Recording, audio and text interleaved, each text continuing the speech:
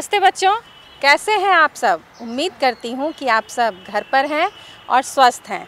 बच्चों, कोरोना के संक्रमण का खतरा अभी टला नहीं है।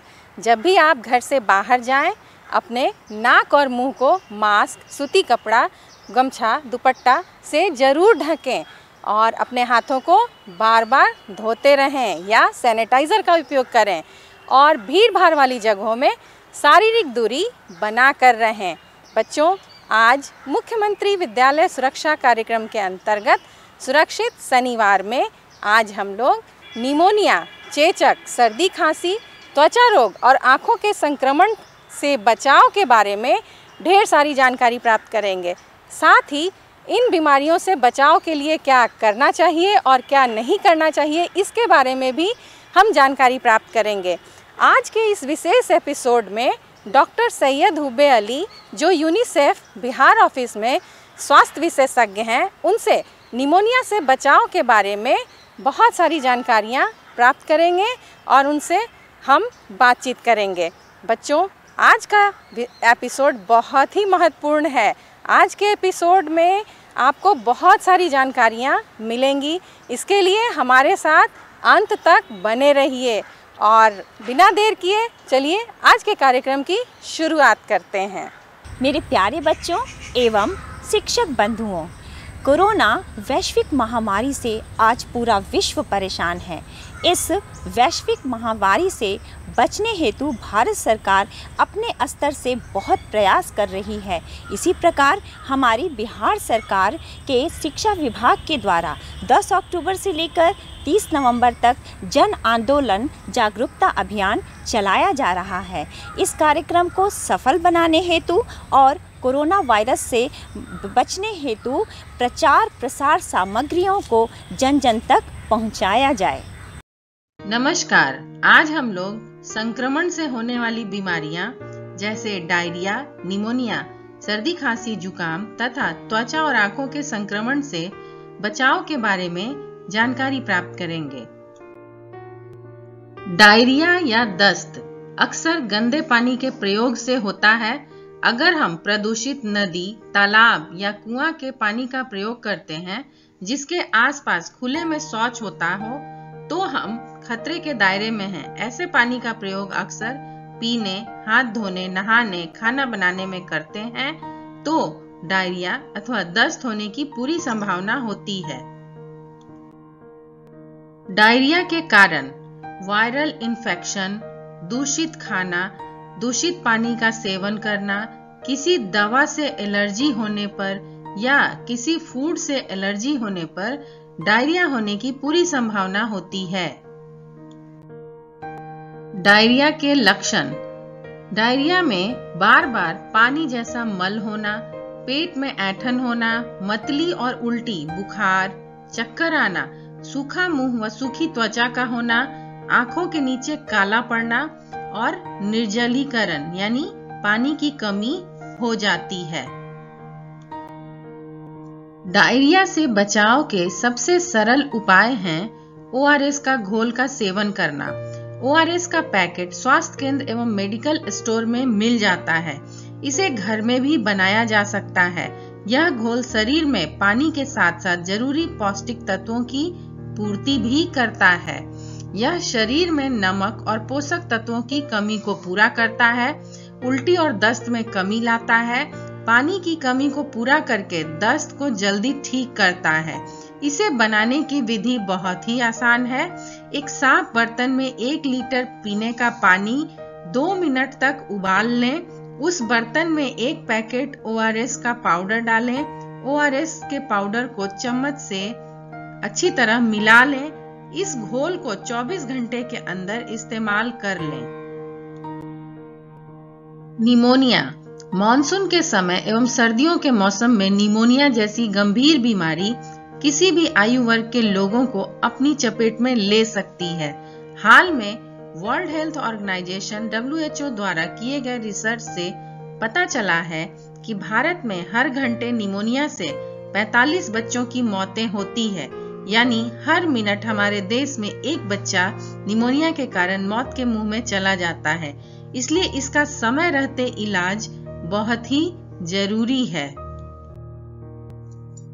निमोनिया के कारण। निमोनिया एक तरह का इन्फेक्शन होता है। ये इन्फेक्शन तब होता है जब लंग्स यानी फेफड़े में हवा की थैली बन जाती है, जिसमें मवाद या तरल पदार्थ भर जाता है। ऐसा होने पर आपके खून में पर्याप्त ऑक्सीजन नहीं पहुंचता है और आपको सांस लेने में तकलीफ होने लगती है। निमोनिया के लक्षण: सांस लेते समय सीने में दर्द होना, कफ आते समय सीने में दर्द होना, थका हुआ महसूस करना, भूख ना लगना, बुखार आना, पसीना आना, ठंड लगना, चक्कर आना, उल्टी आना, पेट खराब होना जैसे लक्षण निमोनिया के हो सकते हैं। निमोनिया से बचाव के लिए घर के अंदर या आसपास साफ सफाई का पूरा ध्यान रखें। संपूर्ण टीकाकरण, न्यूमोकोकल और मेनिंगोकोकल टीके, HIV, डिप्थीरिया और काली खांसी के टीके निमोनिया पैदा करने वाले सभी बीमारियों से बचाव के लिए बहुत जरूरी है। 2 साल से छोटे बच्चों और 65 साल से ज्यादा उम्र के लोगों को टीका लगवाना चाहिए।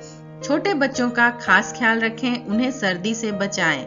अगर किसी को खांसी है तो उससे थोड़ा दूर रहें। खांसते समय मुंह पर रुमाल रखें। दूध और डेयरी उत्पाद का सेवन कम करें, शरीर में यह बलगम बढ़ाते हैं।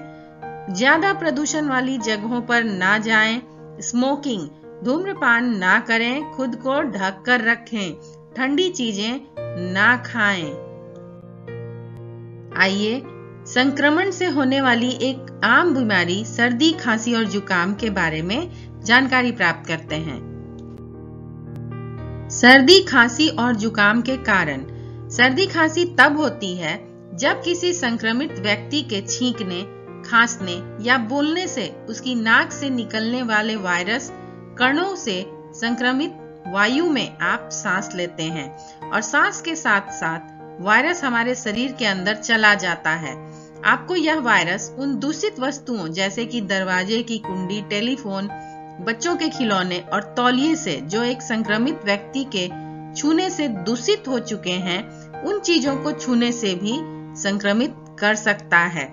राइनो विषाणु, राइनो वायरस, जो सर्दी खांसी में सबसे आम कारण होता है, किसी मजबूत सतह पर या फिर हाथों पर 3 घंटे तक जीवित रह सकता है। सर्दी, खांसी और जुकाम के लक्षण: बंद नाक, नाक बहना, नाक भारी होना, कुछ भी न सूंघ पाना, बार बार छींक आना, नाक से स्राव होना यानी नाक बहना, आंखों से पानी बहना, सिर दर्द, गले में खराश, खांसी, थकान, ठंड लगना, शरीर में दर्द, बुखार, सांस लेने में कठिनाई। सर्दी, खांसी, जुकाम के ये आम लक्षण हैं। सर्दी, खांसी और जुकाम से बचाव के लिए कुछ सावधानियां बरतें। जैसे अगर आप किसी संक्रमित व्यक्ति के आसपास हैं या किसी सार्वजनिक क्षेत्र में दूषित जगह के संपर्क में आए हैं, तो अपने चेहरे को, विशेष रूप से नाक, मुंह और आंख के क्षेत्रों को ना छुएं। ऐसा करने से अगर आपके हाथों पर वायरस है तो उस वायरस की आपकी श्वसन प्रणाली में घुसने की संभावना कम हो जाएगी। सर्दी जुकाम से बचने का सबसे बढ़िया तरीका है विशेष रूप से किसी सार्वजनिक स्थान से वापस घर आने पर हाथ साबुन और पानी से जरूर धो लें। अगर आप लगातार हाथ धोते हैं तो यह उन वायरस को नष्ट करने में मदद करता है। संक्रमण से होने वाली एक अन्य बीमारी है त्वचा का संक्रमण। त्वचा का संक्रमण जो बैक्टीरिया, फंगस, वायरस या परजीवियों की वजह से होता है। त्वचा नमी और पानी के संपर्क में सबसे ज्यादा आती है। ऐसे में स्किन इन्फेक्शन का खतरा बढ़ जाता है और कई बार त्वचा में खुजली होने के साथ लालिमा और त्वचा का गलना जैसी समस्याएं होती है। त्वचा संक्रमण के कारण। त्वचा का संक्रमण एक आम समस्या है, परंतु अगर समय से इसका इलाज न किया जाए तो यह एक गंभीर रूप ले सकता है। त्वचा संक्रमण भले ही त्वचा पर पड़ने वाले लाल चकत्तों जैसा होता है, परंतु इसका प्रभाव काफी खतरनाक साबित हो सकता है। यह रोग सिर्फ त्वचा तक ही सीमित नहीं होता है, बल्कि यह ऊतक, हड्डियों और शरीर के सभी अंगों को प्रभावित करने की क्षमता रखता है। स्लाइड में हम देख रहे हैं त्वचा संक्रमण के लक्षण। रैशेज, त्वचा में लाल रंग के पैचेज होना, प्रभावित क्षेत्रों पर सफेद चूर्ण की तरह पदार्थ निकलना, त्वचा में पपड़ी जमना या खाल उतरना, त्वचा में दरारें होना, त्वचा का लाल होना। त्वचा के संक्रमण से बचाव के लिए कुछ सावधानियां बरतें। ऐसी चीजों से दूर रहें जो दूषित हो सकती है, जैसे तौलिया, साबुन, रेजर, टूथब्रश और अन्य पर्सनल चीजों को अन्य लोगों के साथ शेयर ना करें। नहाने के दौरान इस्तेमाल किए गए तौलियों को फिर से उपयोग करने से पहले धो लें। दूसरों के कपड़े ना पहने। स्किन इन्फेक्शन से बचाव करने में मुख्य रूप से त्वचा को साफ रखना और चोट आदि लगने से बचाना शामिल है। संक्रमण से होने वाली एक आम समस्या है आंखों का संक्रमण। आंख में संक्रमण मुख्य रूप से बैक्टीरिया, वायरस या फंगस के कारण होता है। संक्रमण आंख के किसी विशेष भाग में हो सकता है और यह किसी एक आंख को या दोनों आंखों को भी प्रभावित कर सकता है।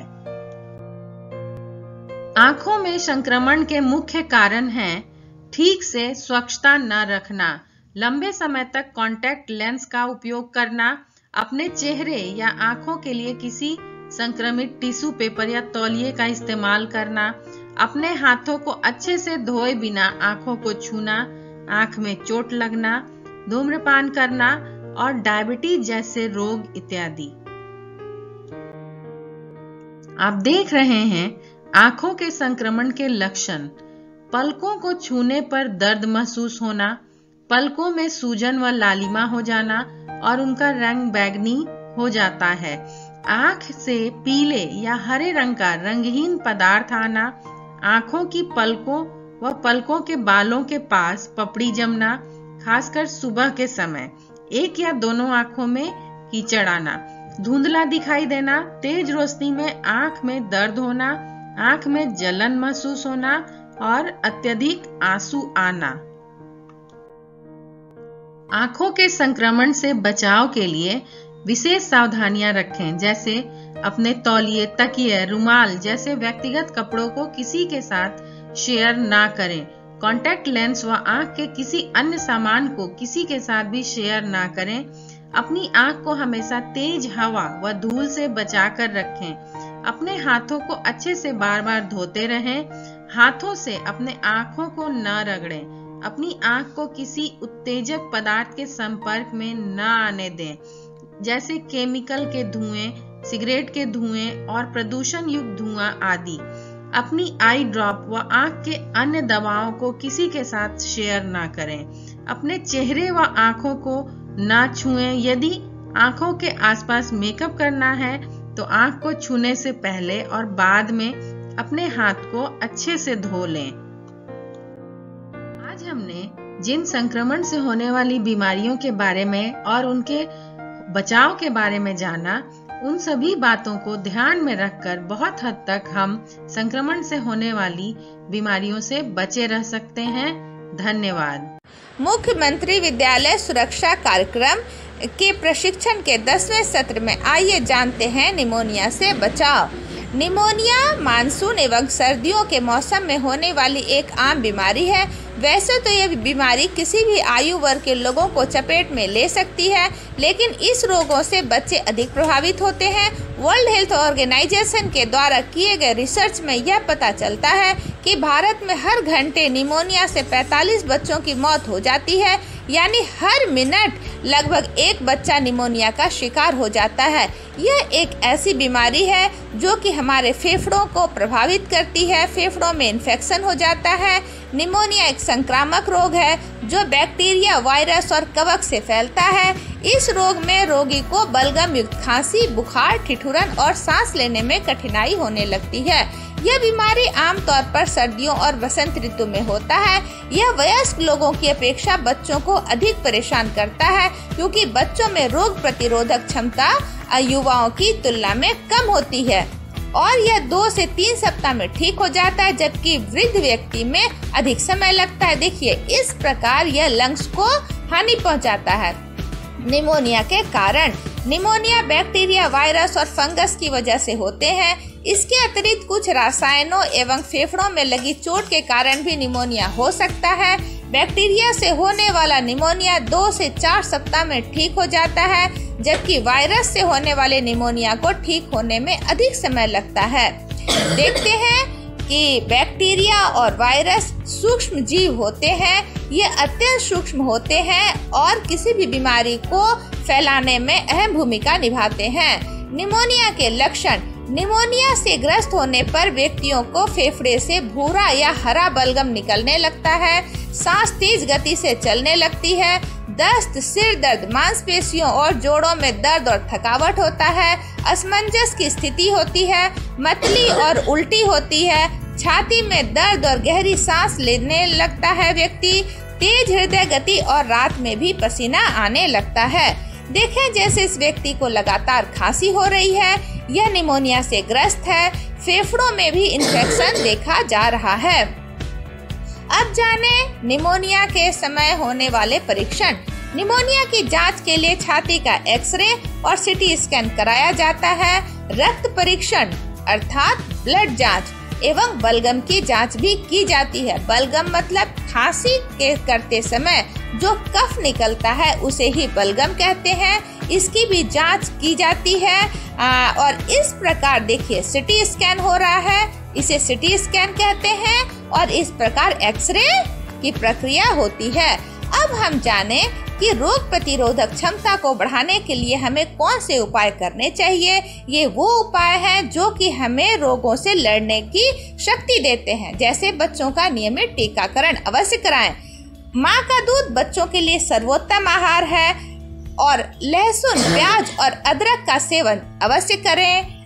नियमित व्यायाम करें, विशेषकर धनुरासन और यह है चक्रासन। यह निमोनिया में बहुत अधिक लाभदायक है। अब देखें हमें क्या करना चाहिए। हमेशा सर्दियों में गर्म कपड़े पहने, गर्म पेय पदार्थ पिए, डॉक्टर की सलाह पर ही दवाई लें। जब कोई बीमार हो जाए तो उसे अविलंब डॉक्टर के पास ले जाएं। देखें, इस प्रकार गर्म कपड़े पहने, हमने पहले भी बताया, गर्म पेय पदार्थ पिए, सर्दी या खांसी होने पर अपने नाक और मुंह को ढक लें, गर्म पानी का भाप लें। ये सारी विधि करने चाहिए। अब हमें है क्या ना करें। दूध और डेयरी पदार्थों से दूर रहें, ठंडे पेय पदार्थों से दूर रहें, ठंडे खाद्य पदार्थों से दूर रहें, धूम्रपान बिल्कुल ना करें, यह हमारे छाती को, लंग्स को अधिक प्रभावित करता है। इन सारे उपायों के साथ हम स्वस्थ रह सकते हैं। धन्यवाद।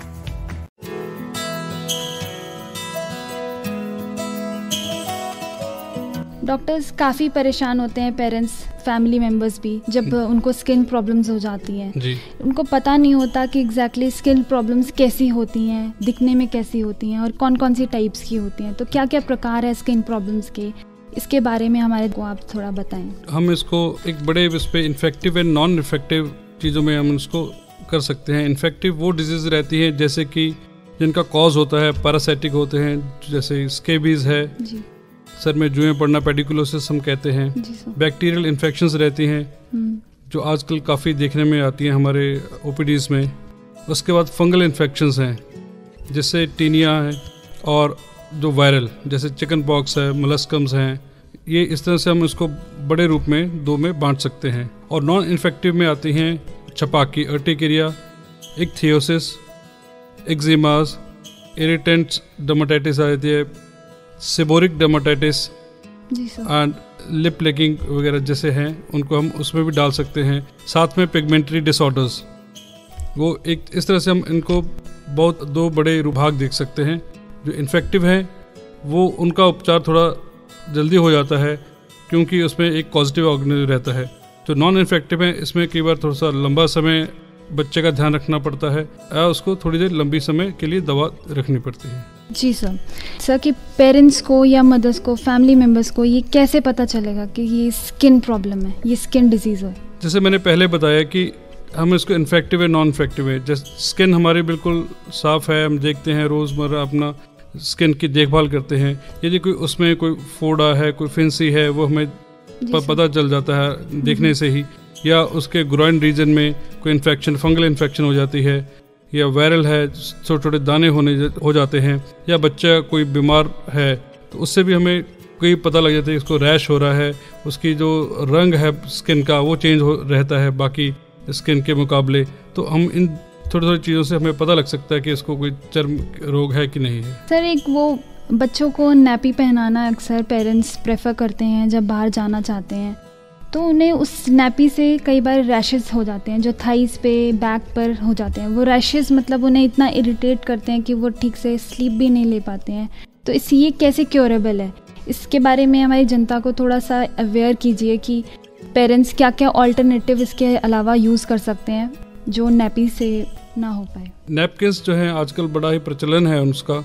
जैसे माँ बाप हैं अपनी सुविधा के लिए वो नैपकिन्स बच्चों को पहनाते हैं, और बच्चे क्या है कि उसमें उनका यूरिनेशन, उनके स्टूल्स वो पास होते रहते हैं। तो पेरेंट्स को चाहिए कि थोड़ा सा उसमें ज़्यादा ध्यान दें कि उनको जल्द से जल्दी चेंज करें। जब उनको उसकी ज़रूरत नहीं है तो बच्चे को थोड़ा उसके अंग को हवा लगे ताकि उसमें कोई बैक्टीरियल या फंगल या कोई और तरह के कोई कीटाणु ना उसमें पनप सकें, ताकि कि उसकी हम देखभाल कर सकें। डॉक्टर, स्किन प्रॉब्लम्स के होने के कारण क्या हैं? मतलब कि किन वजहों से एग्जैक्टली ये बच्चों में हो जाती है स्किन प्रॉब्लम्स? कारण तो मूलतः थोड़ा सीजनल रहते हैं। जैसे गर्मियों में अलग तरह की डिजीज़ हमें देखने को मिलती हैं, सर्दियों में हमें कुछ और तरह के डिजीज़ मिलती हैं। सर्दियों में जनरली हमें फंगल, वायरल और बैक्टीरियल ज़्यादा देखने को मिलती हैं। और सर्दियों में ज़्यादातर जैसे चमड़ी का खुश्क होना, उस ड्राइनेस काफ़ी हो जाती है, सिबोरिया ज़्यादा हो जाता है, सर पे कर जमनी शुरू हो जाती है। जहाँ बच्चे कम नहाते हैं सर्दियों के दिनों में कि बस स्केबीज भी हमें देखने को मिलती है। तो इस तरह से हम उनको जनरली सीज़न के साथ जो है बीमारियाँ अलग अलग तरह की पनपती हैं। सर बहुत बारी हमने देखा है कि छोटे बच्चों में एक सफ़ेद जैसा कुछ फंगस टाइप में सर पे हो जाता है, जो टाइम से अगर क्योर ना किया जाए तो धीरे धीरे वो पूरी बॉडी पे, पूरे शरीर पे फैल जाता है, और उस पर पेरेंट्स प्रेफर करते हैं बेबी प्रोडक्ट्स यूज़ करने का। तो क्या मतलब इसका कोई इफ़ेक्ट है जो बुरा इफ़ेक्ट बनकर बच्चों को इरिटेट करे या उनको और प्रॉब्लम क्रिएट कर सके? इसको जनरली हम सिबोरिक डर्मेटाइटिस कहते हैं। सिबोरिया जिसे हम कर कहते हैं, सर में सफ़ेद रंग का जिससे बूर सा होता है वो होता है। वो धीरे धीरे फेस पे, नाक के दोनों साइड्स में, छाती पर, पीठ पर आ जाता है। उससे बच्चा इरिटेटेड रहता है। इसके साथ ही उसकी आंखों पे भी, पलकों के ऊपर हल्का हल्का सफ़ेद रंग का बूर सा दिखता है, और बच्चा अपनी आंखें मलता रहता है या खुजली करता रहता है। उसके बाद रेडनेस आ जाती है। चलिए, ये हमारा अटोपिक डर्मेटाइटिस में इसको हम कवर करते हैं। इसमें हमें चाहिए कि हम ज़्यादा से ज़्यादा इमोलिएंट्स लगाएं। जैसे हम बाज़ार से परफ्यूम्स हैं या बच्चे को ज़्यादातर पाउडर्स वगैरह लगाते हैं, उससे बेहतर है कि हम उसको इमोलिएंट्स लगाएं। समय समय पर हम उसके सर में यदि डैंड्रफ, कीटाकोनाजोल शैम्पूस हम बाज़ार में उपलब्ध हैं, हम उनका इस्तेमाल करें, उसकी अच्छी तरह से मालिश करें। कोई भी इमोलिएंट्स हैं घर, जैसे क्रीम्स आती हैं बाज़ार में अवेलेबल हैं, तो उसको अच्छी तरह से लगा करके नहाने से पहले हम बच्चे की मालिश करें। उसको बहुत ज़्यादा तेज़ जो साबुन है वो ग्लिसरीन बेस्ड सोप्स हम यूज़ करें ताकि कि वो ठीक रह सके। सर आपने काफ़ी इन्फॉर्मेशन हमें इस बारे में बताई, कैसे क्योर किया जाता है, कैसे पेरेंट्स को अवेयर रहना चाहिए इस बारे में। तो मेरा नेक्स्ट क्वेश्चन ये है कि डॉक्टर, छोटे बच्चों में स्किन पिगमेंटेशन एक नाम की प्रॉब्लम होती है जिसके बारे में शायद नॉर्मल लोगों को, आम आदमी को नहीं पता होता। तो पेरेंट्स या फिर जो मदर्स हैं उनको किस तरीके से क्योर कर सकती हैं या केयर रख सकती हैं, या क्या सिक्योरिटी मेजर्स ले सकती हैं ताकि वो उन बच्चों में ना हो? या पेरेंट्स बहुत घबरा जाते हैं कि बॉडी का कलर यहाँ पर कुछ और दिख रहा है, फेस पे कुछ और दिख रहा है, तो ये एग्जैक्टली क्या चीज़ है? मतलब ऐसा है कि जो पिगमेंटरी डिसऑर्डर्स हैं जनरली, इसमें तो जो बचपन से जब देखने में आती हैं, कुछ तो बर्थ मार्क्स होते हैं जिन्हें हम लहसन भी कह देते हैं आम भाषा में। तो जनरली ये हार्मलेस ही होते हैं, इनसे ज़्यादा कोई हमें घबराने की ज़रूरत नहीं होती। इनमें से इनका रंग कई तो गहरे रंग की रहती हैं, गहरे भूरे रंग की, या कई बार काले रंग की भी रहती हैं। कुछ सफ़ेद रंग की या हल्के रंग की रहती हैं। तो उनका ऐसा है कि यदि उनको ज़्यादा पेरेंट्स उनको ज़्यादा चिंता है तो वो उसका डॉक्टर के पास जाके उनकी सलाह लें। और इसमें से कुछ जैसे विटिलिगो है, फुलवेरी है, तो उसका भी जो है आप डॉक्टर के पास जाएं, उसका परामर्श लें। घबराने की ज़रूरत नहीं रहती है, खासकर पिगमेंटरी डिसऑर्डर्स में। और कुछ चीज़ें जो हैं आजकल हम देखने में आता है कि बच्चे बहुत ज़्यादा जंक फूड का सेवन करते हैं, तो उनकी वजह से कुछ उनको जो प्रॉब्लम्स हैं उनकी स्किन पे ऊपर असर करती हैं लंबे समय तक यदि उनका वो सेवन करते हैं, तो उनसे भी कई बार उनके जो कलर डिफरेंसेस आते हैं बिकॉज ऑफ जो विटामिन्स की डेफिशिएंसी के कारण। तो उसके लिए उनको थोड़ा सजग रहना चाहिए माँ बाप को कि बच्चे को हर तरह का संतुलित आहार मिलना चाहिए, और इस तरह की जो बाजार में जंक फूड अवेलेबल है उसका उनको अच्छी तरह से परहेज करना चाहिए। जी सर, जैसे सर कि कौन कौन सी ऐसी स्किन डिजीजेज जो बारिश के मौसम में ज़्यादा होती हैं और पेरेंट्स इसके बारे में काफ़ी चिंता करते हैं कि बारिश लगातार हो रही है और मॉइस्चर रहता है एनवायरनमेंट के अंदर, जिसकी वजह से एक फंगल इन्फेक्शन बहुत ज़्यादा हो जाता है। जी, ये जब बरसात के मौसम में ऐसा रहता है कि बहुत ज़्यादा नमी रहती है, बच्चे केवल बरसात में भीग जाते हैं, और हमने देखने में आता है कि उनके जो इन्फेक्शंस हैं, फंगल इन्फेक्शंस बहुत ज़्यादा रहती हैं, जैसे टीनिया हो गया, उनके इवन उनके माँ बाप से कई बार उनको आ जाती हैं बच्चों को। जैसे माँ है उसको टीनिया का पहले से ही फंगल इन्फेक्शन है कोई, वो बच्चे की देखभाल करती है, या कि हम ये भी देखने में कि स्केबीज हो जाती है बच्चों को, छोटे छोटे बच्चों को भी। तो इस तरह की बीमारियाँ देखने में ज़्यादा आती हैं हमें। और जो फंगल इन्फेक्शंस हैं उसमें जैसे जिन एरियो पे हवा नहीं लगती है, जैसे बगल हो गए, हमारे ग्रोइन रीजन हो गया, वहाँ पर वो ज़्यादा देखने को मिलती हैं। वहाँ पे जो हम कान के पीछे चीक पड़ जाती है जिसे हम कहते हैं, उससे वो मॉइस्चर की वजह से, क्योंकि वहाँ पर हम बच्चे को हवा नहीं लगाते हैं या बहुत ज़्यादा गर्मी के कारण वो ज़्यादा बीमारी जो है बढ़ जाती है। तो उसमें हमें ज़्यादा ध्यान रखना चाहिए कि बच्चों को ज़्यादा से ज़्यादा हवा लगे उसके शरीर को। नहाने के बाद जब उसको कपड़े पहनाएं पहले उसका बदन सूखा रखें, सुखा करके या कोई एंटी फंगल पाउडर का इस्तेमाल करें ताकि फिर वो उनको हम बचा सकेंगे बच्चों को। कि किस तरीके से बच्चों को इन फंगस की प्रॉब्लम से दूर रख सकते हैं, ज़्यादा बच्चे को कवर ना करें और उसे हर बॉडी पार्ट में प्रॉपर हवा लगे जिसकी वजह से फंगल इन्फेक्शन ना हो। जी सर, अगला क्वेश्चन है कि चिकन पॉक्स, ये भी एक बहुत कॉमन सी बीमारी है जो ज़िंदगी में एक बार हर एक बच्चे को, एक पर्सन को, चाहे छोटा है बड़ा है, उसे होती है। तो मतलब क्या ये स्किन डिजीज के अंदर आती है? तो इसके बारे में हमें बताइए। जी हाँ, चिकन पॉक्स जो है ये एक वायरल डिजीज़ है। इसमें बदन पर छोटे छोटे से पानी के भरे हुए छोटे छोटे दाने हो जाते हैं। तकरीबन इसका कई बार तो देखें जिसमें बहुत ज़्यादा मात्रा में होती है, काफ़ी ज़्यादा सारा शरीर ही उसमें इन्वॉल्व हो जाता है। और जो पेरेंट्स में सबसे ज़्यादा तो ये रहती है धारणा कि हम इस पर कोई थौला और या इस तरह से कुछ उसका उपचार करवाएं, और लोगों में ये थोड़ा तादाद भी इसकी दवा ना ली जाए कि ये अपने आप ही ठीक होने वाली है। हाँ, मैं ये कहना चाहूँगा ठीक होने वाली है, पर उसका उपचार बहुत ज़रूरी है। कई बार वो ज़्यादा इफेक्ट कर जाती है कि उसके बच्चे के निशान पड़ जाते हैं सारी बॉडी पे।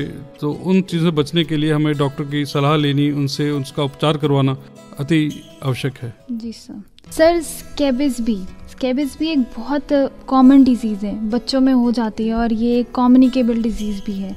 तो इसके बारे में कुछ इन्फॉर्मेशन दें कि स्केबिस से कैसे, क्योंकि ये एक ऐसी डिजीज़ है जिसमें एक पर्सन से दूसरे पर्सन को होने के चांसेस बहुत ज़्यादा रहते हैं। जी हाँ, स्केबिस जो डिजीज़ है इसमें जो बच्चे को बहुत ज़्यादा खारिश होती है, खुजली जो है उसको बहुत ज़्यादा होती है। पहले तो खुजली होती है, उसके बाद जो खारिश है कई बार उसके ऊपर वो छोटे छोटे जख्म, छोटे दाने उभरने लगते हैं, और बच्चे को ज़्यादातर शाम के या रात को उसको नींद नहीं आती है।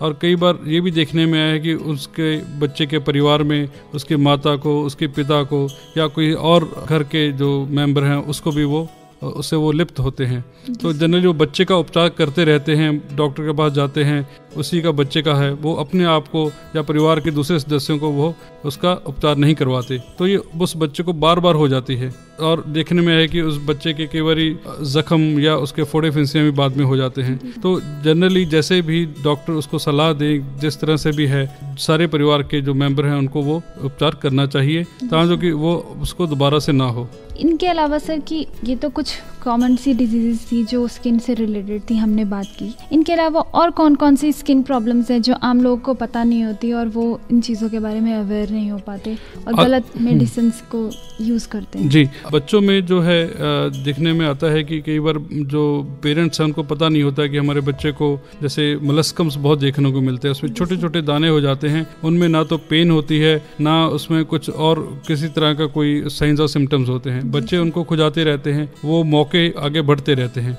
ज़्यादातर ये देखने में है कि जो बच्चे कुपोषण का शिकार रहते हैं या जिनकी इम्यूनिटी बहुत ज़्यादा कम रहती है तो उनमें ये ज़्यादा देखने को मिलते हैं। इसके अलावा वाट्स देखने को मिलते हैं जो कि कम्युनिकेबल रहते हैं और उसका उपचार बहुत ज़्यादा ज़रूरी है। वेरिको वल्गरिस है या बच्चे की जब जो चलते हैं टॉडलर्स, उनके जो पाँव में कई बार थोड़े थोड़े जैसे कॉन्स कहते हैं कई बार वो भी हो जाते हैं। तो इस तरह से छोटी छोटी और बीमारियां होती हैं। इनका जो है उनको माता पिता को समय के साथ रहते अपने हॉस्पिटल में जा करके डॉक्टर को दिखा करके अपने बच्चों का थोड़ा देखभाल अच्छी तरह से करनी चाहिए। सर, तो आप अपने मतलब किस तरीके से स्किन प्रॉब्लम से निजात पाई जाए बच्चों को, क्योंकि वो बहुत डेलिकेट होते हैं, बहुत सॉफ्ट होते हैं, उनको बहुत केयर के साथ हैंडल करना पड़ता है, तो आप क्या मैसेज देना चाहेंगे ये चीज़ें करें ताकि स्किन डिजीजेस कम हो सके हमारे बच्चों? मैं ये कहना चाहता हूँ कि माँ बाप को बच्चों का जो स्किन है ये हमारे शरीर की सबसे ऊपरी परत है। जो भी डिजीज होगी इसके अंदर यदि ये हमारी परत ठीक रहती तो हमारा जो बच्चा है स्वस्थ रहता है। तो इसलिए इनको पूरा ध्यान, जैसे उनको रोज़ नहलाएं,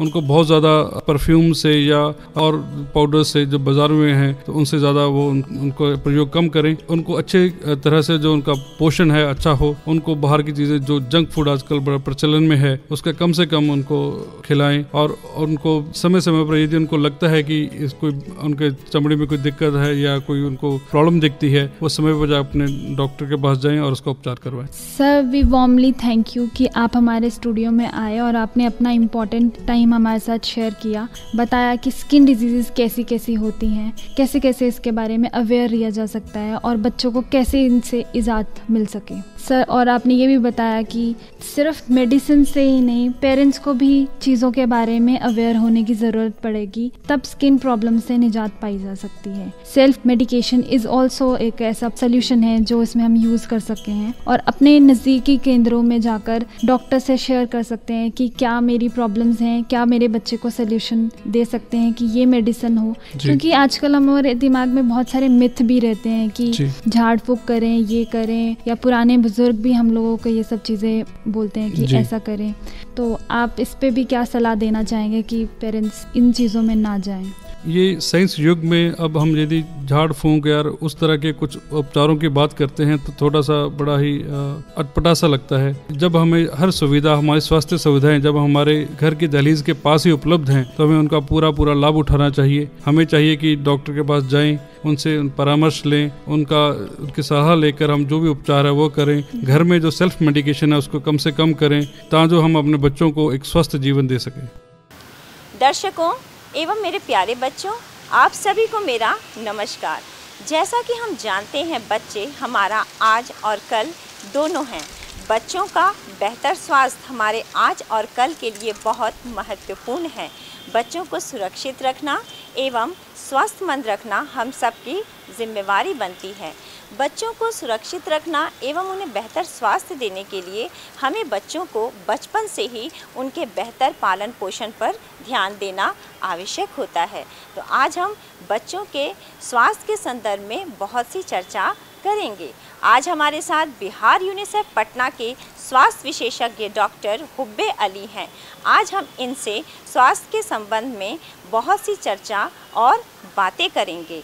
सर, मेरा दूरदर्शन मेरे विद्यालय के सुरक्षित शनिवार के इस एपिसोड में आने के लिए आपका बहुत बहुत हार्दिक स्वागत है। नमस्ते सर, हम आपसे ये जानना चाहेंगे कि निमोनिया भारत एवं बिहार में इसकी स्थिति क्या है और यह कैसे फैलता है? पूरे विश्व, भारत और बिहार में बाल मृत्यु दर का सबसे बड़ा कारण निमोनिया है। पूरे विश्व में निमोनिया से जितनी मृत्यु होती है उसमें से 20% निमोनिया से होने वाली मृत्यु केवल भारत में होती है। WHO मैथमेटिकल मॉडलिंग के अनुसार 57% निमोनिया केसेस और 70% निमोनिया से होने वाली मृत्यु भारत के 4 राज्य अर्थात बिहार, उत्तर प्रदेश, राजस्थान और मध्य प्रदेश में होते हैं। निमोनिया से होने वाली मृत्यु में 80% मृत्यु 2 साल से छोटे बच्चों में होती है। यदि हम बिहार की बात करें तो बाल मृत्यु दर की 16% मृत्यु केवल निमोनिया से होती है। लगभग 1 साल के अंदर 1,05,000 साल से छोटे बच्चों की मृत्यु बिहार में होती है, जिसमें से 14,000 मृत्यु केवल निमोनिया से होती है। निमोनिया से होने वाली मृत्यु में काफ़ी कमी आई है। 2015 में 5 साल से छोटे बच्चों में 19,000 बच्चों की मृत्यु निमोनिया से होती है, जो कि अब घट कर के 14,000 हो गई है। दूसरा जो आपका प्रश्न है कि निमोनिया फैलता कैसा है, तो देखिए निमोनिया एक फेफड़े की बीमारी है। ये खांसने या छींकने से फैलती है। जब कोई व्यक्ति खांसता या छींकता है तो कफ के ड्रॉपलेट्स बाहर निकलते हैं और ये आपस में जो भी व्यक्ति हो उनके अंदर संक्रमण कर सकते हैं। कुछ निमोनिया के वायरस या बैक्टीरिया ऐसे होते हैं जो सरफेस पे जाके एक्टिव रहते हैं, जैसे कि पुस्तक है, टेबल है, इसको यदि कोई छूता है, हाथ लगाता है और फिर यही हाथ हमारे मुंह, नाक या आँख को लगता है तो उससे बॉडी में ये निमोनिया के वायरस जा सकते हैं और ये निमोनिया कर सकते हैं। सर, अभी आपने हमें बताया कि निमोनिया बच्चों के लिए एक खतरनाक एवं जानलेवा बीमारी है। तो सर, आप हमें ये बताएं कि बच्चों में निमोनिया फैलने के क्या क्या कारण होते हैं और इसके क्या क्या लक्षण होते हैं। जैसा कि मैंने पहले भी बताया है, निमोनिया ये वायरस, बैक्टीरिया, फंगस, धुआं या किसी केमिकल को लंबे समय तक सूंघने से होता है। अगर बच्चों की बात करें तो बच्चों में निमोनिया का सबसे बड़ा कारण है स्ट्रेप्टोकोकस निमोनी नाम का बैक्टीरिया। इसका दूसरा कारण है हीमोफिलस इन्फ्लुएंजा टाइप बी नाम का बैक्टीरिया और तीसरा बड़ा कारण बच्चों में होता है वायरस, जिसमें रेस्पिरेटरी सिंसिशियल वायरस निमोनिया का बड़ा कारण है बच्चों में। अभी जो कोविड-19 की महामारी फैल रही है उसका भी एक कॉम्प्लिकेशन निमोनिया है। मगर निमोनिया होने के लिए निमोनिया से ग्रसित व्यक्ति के संपर्क में आने से ही ये निमोनिया होता है। जो आपका दूसरा प्रश्न है कि इसके लक्षण क्या है, तो ये आपका बहुत महत्वपूर्ण क्वेश्चन है, क्योंकि बच्चों में निमोनिया का लक्षण अगर हम सही समय पे डिटेक्ट कर पाए, माता पिता या स्वास्थ्यकर्मी कम्युनिटी में, तो हम स्वास्थ्यकर्मी के संपर्क में जल्दी आ सकेंगे और इससे निमोनिया की मृत्यु को बचा सकेंगे। तो निमोनिया के प्रमुख लक्षण है बुखार का आना, तेज़ बुखार इसमें आता है, खांसी होती है और सांस लेते समय छाती अंदर धंस जाती है। तो जो रेस्पिरेटरी रेट है, अगर 2 माह से छोटा बच्चा है उसके अंदर सांस लेने की जो दर है 1 मिनट में 60 से ज़्यादा है तो वो निमोनिया की परिभाषा में आता है। 2 माह से 12 माह के बच्चे में सांस लेने की दर 50 के ऊपर है तो वो निमोनिया की परिभाषा में आता है। और 1 साल से 5 साल के बच्चों में रेस्पिरेटरी रेट यदि 40 के ऊपर होता है 1 मिनट में तो ये निमोनिया की परिभाषा में आता है। अगर निमोनिया की हम सही पहचान करें और जल्द से जल्द स्वास्थ्यकर्मी का बता के उसका उपचार कराएं तो निमोनिया से होने वाली मृत्यु को बहुत हद तक बचाया जा सकता है। सर, आपने हमें बहुत महत्वपूर्ण जानकारी दी कि इसके क्या क्या लक्षण होते हैं और ये किस प्रकार से जानलेवा हो सकता है। आगे सर, आप हमें ये बताइए कि निमोनिया से बचने के लिए कौन कौन सी सावधानियां बरतनी चाहिए और इसका इलाज किस प्रकार से किया जाए। जैसे कि मैंने पहले भी बताया कि निमोनिया का मुख्य कारण बच्चों में स्ट्रेप्टोकोकस निमोनी या हीमोफिलस इन्फ्लुएंजा टाइप बी है। तो इन बैक्टीरिया के लिए टीकाकरण मौजूद है। ये बिहार में तमाम आंगनबाड़ी केंद्र और स्वास्थ्य केंद्र पे छोटे बच्चों को मुफ्त में लगता है। जैसे न्यूमोकोकल कॉन्जुगेट वैक्सीन पीसीवी का टीका 1.5 महीना, 3.5 महीना और 9 महीने पर बच्चों को लगाया जाता है। उसी तरह से पेंटावेलेंट वैक्सीन में जो हीमोफिलस इन्फ्लुएंजा टाइप बी का वैक्सीन है, पेंटावेलेंट वैक्सीन के माध्यम से 1.5 महीना, 2.5 महीना और 3.5 महीना में ये बच्चों को लगता है।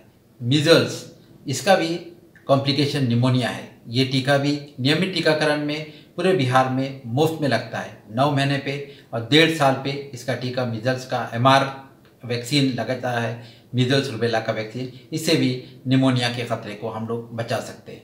और अब आने वाली जो टीकाकरण वैक्सीन आ रहा है कोविड के लिए, इसके लेने से भी निमोनिया के काफ़ी केसेस को हम लोग कम कर सकते हैं।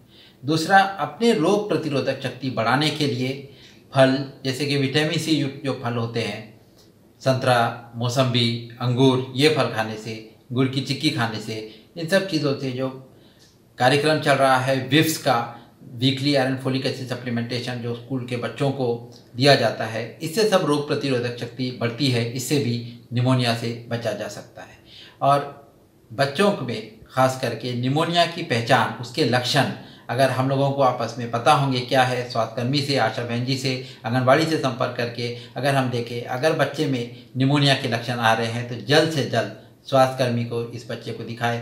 सही समय पर दिखाना और सही समय पर उसका एंटीबायोटिक का ट्रीटमेंट स्वास्थ्यकर्मी द्वारा शुरू करने से निमोनिया की मृत्यु को काफ़ी हद तक कम किया जा सकता है। सर, आप हमारे इस कार्यक्रम में आए और आपने हमें निमोनिया के बारे में बहुत सी महत्वपूर्ण जानकारी दी और मुझे उम्मीद है कि हमारे बच्चों को इससे बहुत सी महत्वपूर्ण जानकारी मिली होगी।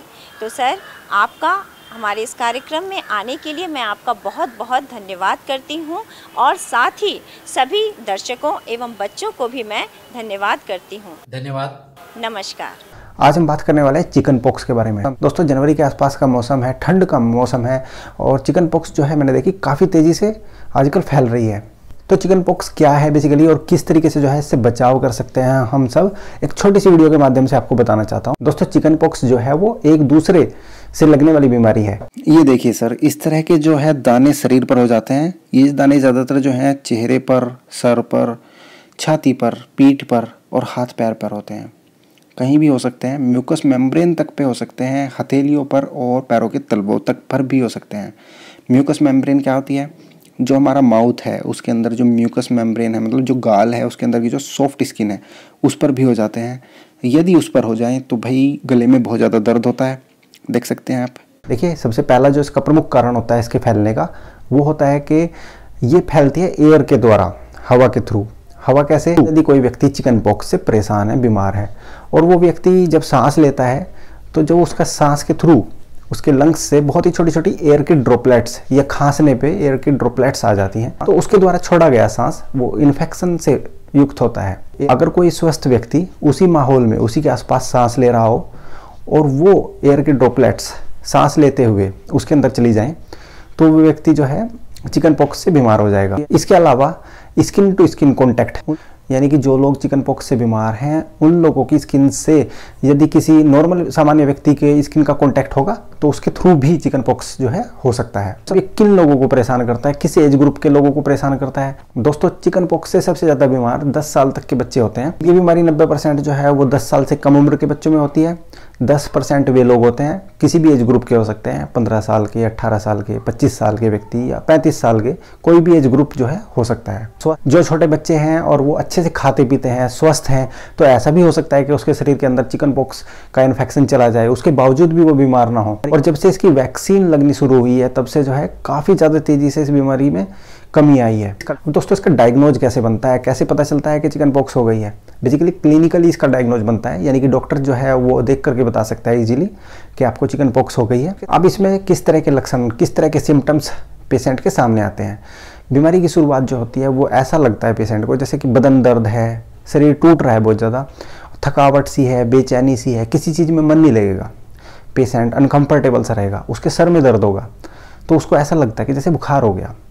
लेकिन अगर वो थर्मामीटर वगैरह से चेक करता है तो बुखार नहीं आता है। फिर जो है बहुत जल्दी जल्दी, यानी कि एक दिन के अंदर ही उसके सारे शरीर पर रैशेज हो जाएंगे, लाल लाल छोटे छोटे से दाने हो जाएंगे। जब दाने सामने आ जाएंगे तो तभी जो है पेशेंट को बुखार होने लग जाता है और शरीर में बहुत ज़्यादा दर्द होने लग जाता है। उसके बाद में इन दानों के अंदर पानी भर जाता है, पेशेंट जो है वो उसको खुजली होने लग जाती है शरीर पर और बुखार भी साथ साथ रहता है। और जैसे जैसे थोड़ा सा और टाइम निकलता है तो ये जो दाने जिनके अंदर पानी भरा है उन दानों के अंदर पीले रंग का पदार्थ बनने लग जाता है।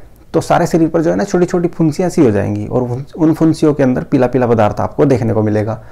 फिर थोड़ा सा समय और निकलता है 1-2 दिन, तो उसके बाद पेशेंट के इन दानों के ऊपर जो है क्रस्ट फॉर्मेशन हो जाती है, यानी कि खुरंड बनने लग जाता है। 4 से 5 दिन बीमारी जो है वो रोगी को बहुत ज़्यादा परेशान करती है। अब परेशानी तो है, लेकिन उसका मैनेजमेंट क्या होगा? इसमें दोस्तों मेन जो दवाइयाँ चलती है वो एंटीवायरल दवाइयों के जो ग्रुप होते हैं उनमें से कोई भी एक एंटीवायरल दवाई जो है आपका डॉक्टर चला सकता है। एंटीवायरल दवाइयों के लिए कहा जाता है कि पहले 24 घंटों के अंदर यदि एंटीवायरल ड्रग्स स्टार्ट कर दी जाए तो इनका बेस्ट रिजल्ट मिलता है। इसके अलावा आपको दी जाती हैं एंटीपायरेटिक ड्रग्स, यानी कि बुखार उतारने की दवाइयाँ। इसके अलावा दी जाती है एंटीहिस्टामिनिक्स, यानी कि शरीर में जो खुजली खारिश है उसको रोकने की दवाइयाँ। अब दोस्तों इससे बचने का जो सबसे अच्छा तरीका है, मतलब कोशिश की जाए कि जो सार्वजनिक प्लेसेस हैं, मतलब पब्लिक प्लेसेस हैं, जैसे कि बस स्टैंड, रेलवे स्टेशन, ये जहाँ पर लोगों के ज़्यादा नज़दीकी संपर्क में आ रहे हैं, वहाँ पर थोड़ा सा ध्यान रखना है कि किसी की स्किन पर आपको रैशेज दिखाई दे, दाने दाने से दिखाई दे, तो भाई ज़रूर उससे बच के रहें। उसके द्वारा छोड़ी गई सांस में इन्फेक्शन हो सकता है। इसके अलावा जो है कोशिश करें कि जैसे ही मौका मिले आप अपने हैंड वॉश अच्छे से करें, हाथ अच्छे से धो लें। और छोटे बच्चों के लिए जो है हमारी गवर्नमेंट ने लगभग सभी गवर्नमेंट हॉस्पिटल्स में वैक्सीन अवेलेबल करवा रखी है, तो छोटे बच्चों की जितनी भी वैक्सीन होती हैं सारी की सारी वैक्सीन जरूर लगवा लें। इन छोटी छोटी चीज़ों का आप ध्यान रखेंगे तो चिकन पॉक्स जो है वो कभी भी आपको परेशान नहीं करेगा।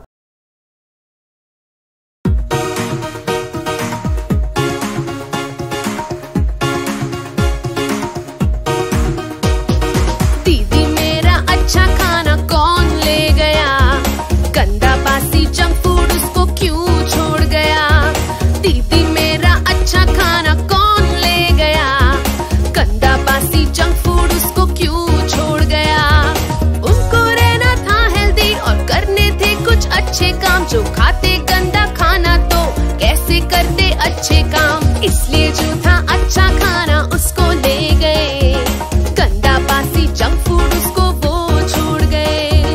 खाना खाना अच्छा खाना जो भी तुम खाना, अच्छा खाना हेल्दी खाना वही तुम खाना, खुला बासी गंदा खाना जंक फूड को भी मत तुम खाना। भूख लगे तभी ही खाना और हेल्दी हो वही तुम खाना। पेट फुलाकर भी मत खाओ, तुम थोड़ा सा कम ही खाओ। मोबाइल पर बातें करते नहीं, ध्यान से खूब चबाकर खाओ। खाना खाना अच्छा खाना जो भी तुम खाना, अच्छा खाना हेल्दी खाना वही तुम खाना। खाना खाना अच्छा खाना जो भी तुम खाना, अच्छा खाना हेल्दी खाना वही तुम खाना।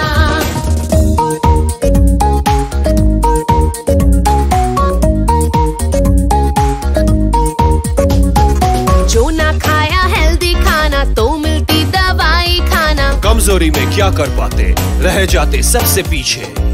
नहीं मिलता सबको खाना, खाने को तुम दान करो। जितना चाहिए उतना ही लो, इसको मत बर्बाद करो। खाना खाना अच्छा खाना जो भी तुम खाना, अच्छा खाना हेल्दी खाना वही तुम खाना। खाना खाना अच्छा खाना जो भी तुम खाना, अच्छा खाना हेल्दी खाना वही तुम खाना। जीवन में सफल बनना है, ऊंचाई को छूना है, लोगों में जो प्यार पाना है तो बस इतना ही याद रखना है। दीदी मेरा अच्छा खाना देखो आ गया, ऊंचाइयों को छूने में तैयार हो गया। खाना खाना अच्छा खाना जो भी तुम खाना, अच्छा खाना हेल्दी खाना वही तुम खाना। जिनको रहना है हेल्दी और करने हैं कुछ अच्छे काम, खाते हैं हेल्दी खाना और करते हैं वो अच्छे काम। खाना खाना अच्छा खाना जो भी तुम खाना, अच्छा खाना हेल्दी खाना वही तुम खाना। खाना खाना अच्छा खाना जो भी तुम खाना, अच्छा खाना हेल्दी खाना वही तुम खाना। थोड़ा खाया पचाया, ज्यादा खाया पछताया। मेरे प्यारे बच्चों नमस्ते। आज आपने इस एपिसोड में निमोनिया, चेचक एवं त्वचा रोग तथा आँख के संक्रमण के बारे में आपने जाना, समझा और सीखा। अब समय आ गया है कि बच्चों हम लोग क्यूज खेलते हैं। क्यूज के दौरान हम लोग क्या करते हैं कि 6 प्रश्न हम लोग पूछेंगे और उसका आपको जवाब देना है। ये अपने कॉपी और नोटबुक पे इसको नोट भी करके रखना है और इसी के साथ साथ हम आपको एक गृह कार्य भी देंगे, होमवर्क भी देंगे, जिसे आपको पूरे सप्ताह में करना है। तो बच्चों चलिए आज का हम लोग क्यूज प्रारंभ करते हैं। आज के सत्र के सवाल इस प्रकार हैं। पहला सवाल, निमोनिया का प्रकोप सबसे ज्यादा किस मौसम में होता है? पहला है विकल्प सर्दी में, दूसरा गर्मी में, तीसरा जो विकल्प है बरसात में। तो आइए बच्चों इसका उत्तर देखें। तो निमोनिया का प्रकोप सबसे ज्यादा सर्दी में होता है। दूसरा प्रश्न, निम्न में से कौन सा लक्षण निमोनिया का है? फेफड़ों से खांसी के साथ बलगम आना, दूसरा सांस का तेज चलना, छाती में दर्द होना, चौथा मांसपेशियों में दर्द होना और पांचवा है उपरोक्त सभी। तो आइए बच्चों इसका उत्तर देखें। उपरोक्त सभी यानी निमोनिया के जो लक्षण हैं वो बाकी ऊपर जो लिखे हुए हैं 4 सभी उसके लक्षण हैं। अब हम लोग तीसरा प्रश्न देखते हैं। निमोनिया से शरीर का कौन सा अंग सबसे ज्यादा प्रभावित होता है? पहला विकल्प है हृदय, दूसरा फेफड़ा, तीसरा छोटी आंत, चौथा किडनी। तो आइए बच्चों इसका हम लोग उत्तर देखें। तो इसका उत्तर है फेफड़ा। अब चौथा प्रश्न, निमोनिया से बचने के लिए कौन सी वैक्सीन लगाई जाती है? पहला है पीसीवी वैक्सीन, दूसरा है टाइफाइड वैक्सीन, हेपेटाइटिस वैक्सीन और चौथा विकल्प है बीसीजी वैक्सीन। तो इसमें पहला विकल्प जो है पीसीवी वैक्सीन ये सही उत्तर है इसका। अब पांचवा प्रश्न, निमोनिया नामक बीमारी कितने प्रकार के होते हैं?